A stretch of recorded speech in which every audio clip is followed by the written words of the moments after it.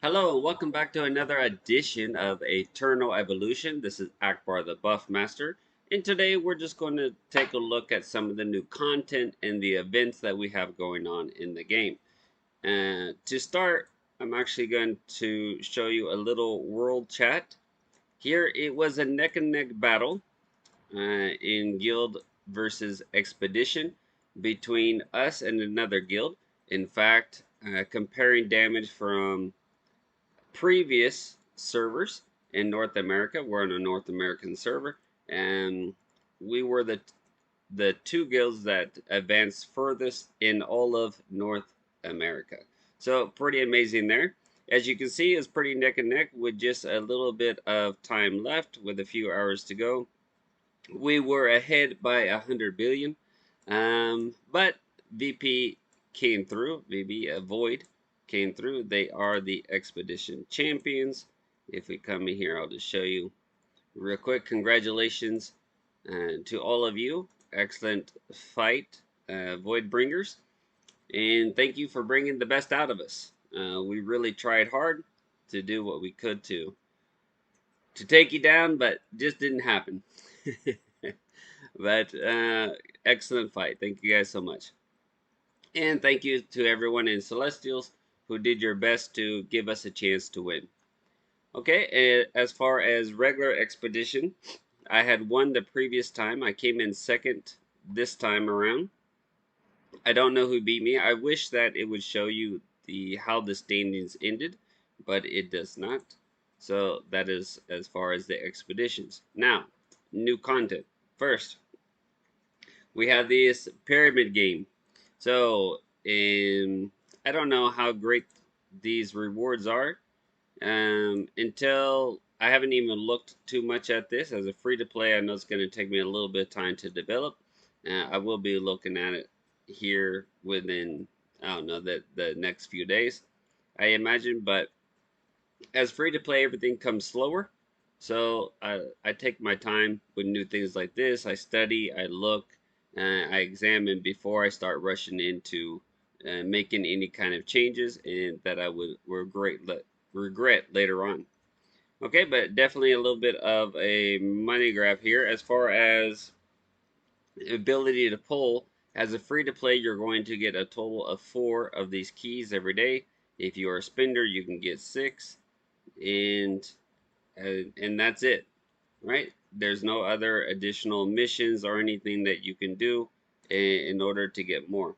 The only thing you can do, which also leads into being a spender, is with these achievements, is to pull a certain amount of tickets from the divine prototype, which takes us into this here. Okay, so again, whales and krakens get even richer. The rich get richer, the poor get further behind. But that's what the way it is. Okay, so this is similar to the advanced ticket pulls. So in the advanced ticket pulls, you could select wish list to have a greater chance of pulling that. Or maybe I should say it's a little bit similar to a wish list banner. Whatever prototypes are here, when you hit your 60, your pity, then you're going to get one of the selected prototypes. Now I only have one selected, and my reasoning here is the revitalization crystal for me is the best prototype as far as that I have access to. There are other great prototypes, but I don't have them. And my thinking here is I want to make sure I get this one. Right? What makes this one so good is because you can use it with pretty much any team comp. Right? That's what makes this crystal so great. Where there are other crystals that really influence a battle, but they are only for certain teams. Whereas this you can have in literally every team, along with Purin, you can have in literally every team. So I'm doing this to make sure that I get this one. Is that the best thing? I'm not saying that it is. That's just what I'm doing. Okay, and that's the only way to get extra keys as from these missions is by pulling those tickets. And again, all of that comes back to resources and being able to buy tickets. Now, some of these tickets you can get through Twilight and other things. We'll look at Twilight here in just a second. Actually, we'll go ahead and look at Twilight now. I haven't messed with Twilight too much. I started on 14. I'm here on 17. I'll get into it a little bit later.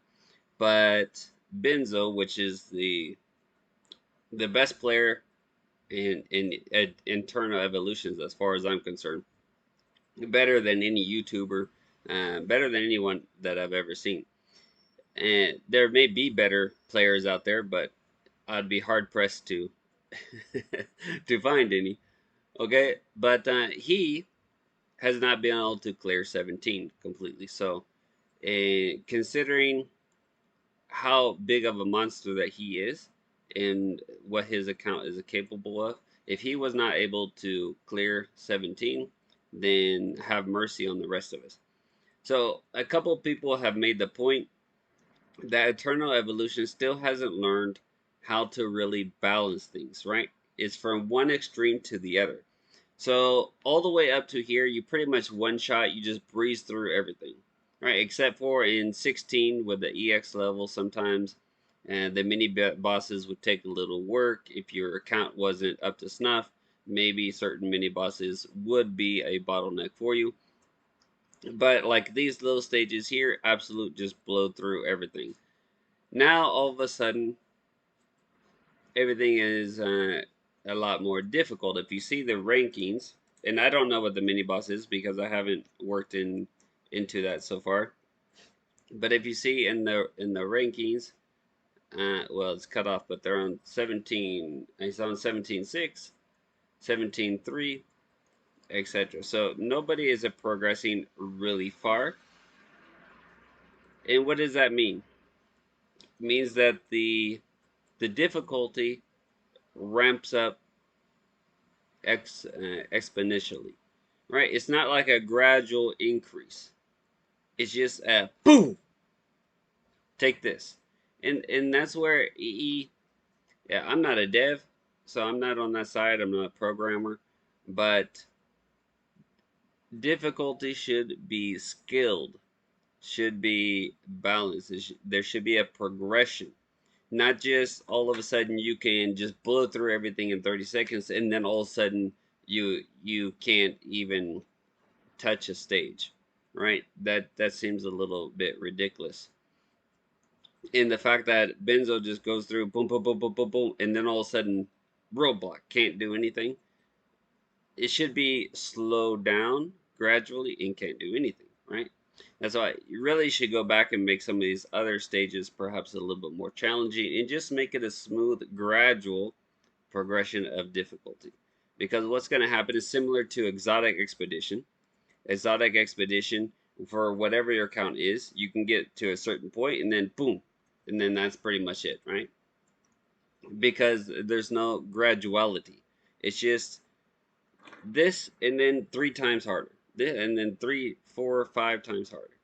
So keep working on that, EE. There's a lot that we like about your game. Keep working on that.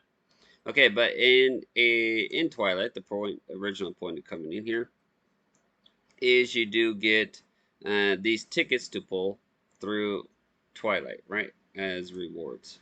So you can see that in these here. You're gonna get these tickets. You get these little prototype things and things like that. I didn't even notice if we really got the gems as before.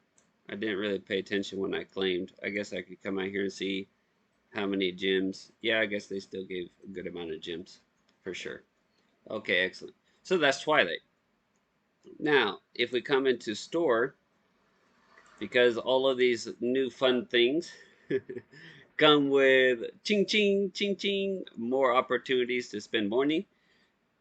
So you notice here, this again, if you're new, if you haven't seen a video of mine before, I played on a previous account. I'm a free-to-play player.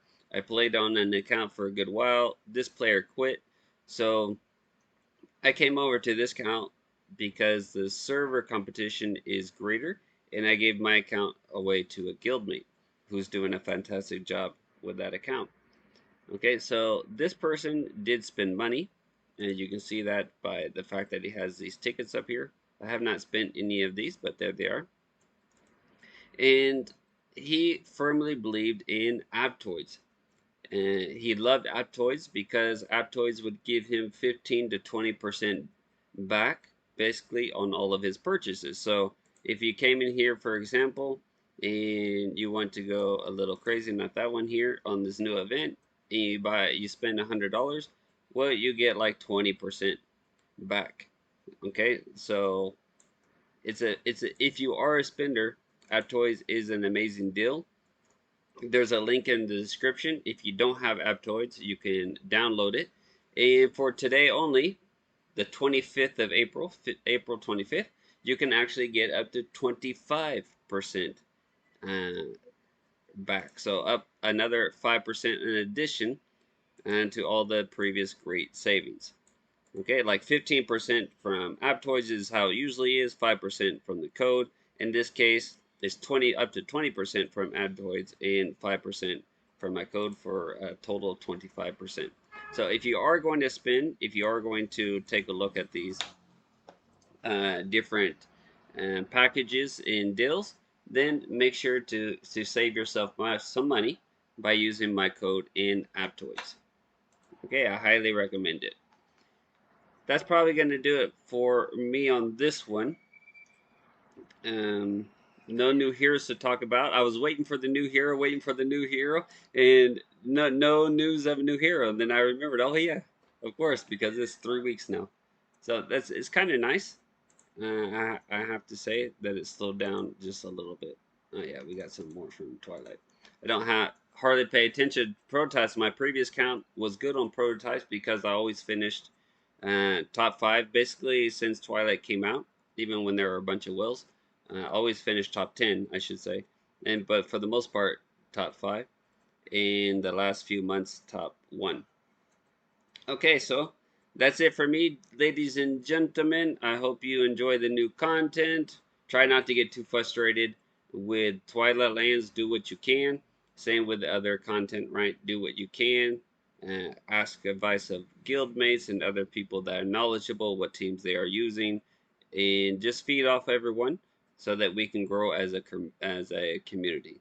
So until next time, guys. Ciao for now.